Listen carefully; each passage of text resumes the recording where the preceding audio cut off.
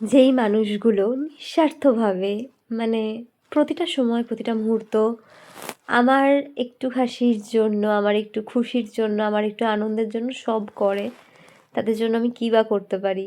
তাই সবসময় চেষ্টা করি যেই মুহূর্তগুলোই পাই তাদের সাথে ধরে রাখার, যাতে বারবার দেখতে পারি।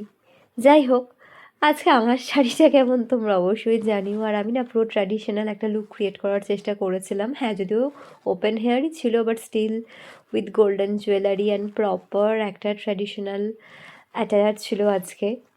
তো যাই হোক, জানো তো, আমার মা স্পেশালি কখনোই স্যালুন বা পার্লারে যেতে অভ্যস্ত নয়। বাবা তো ছেড়েই দাও, ওই আমি টুকটাক ফেসিয়াল টেসিয়াল মাঝে মাঝে করে দিই। বাট লাস্ট 1 বছর ধরে আমার অসুস্থতার জন্য কোনো কিছুই পসিবল হচ্ছে না। আজকে ভাবলাম যে না, নিজে রেডি হব পরে, তাতে আমি যেরকমভাবে রেডি হই তাতেই যাব।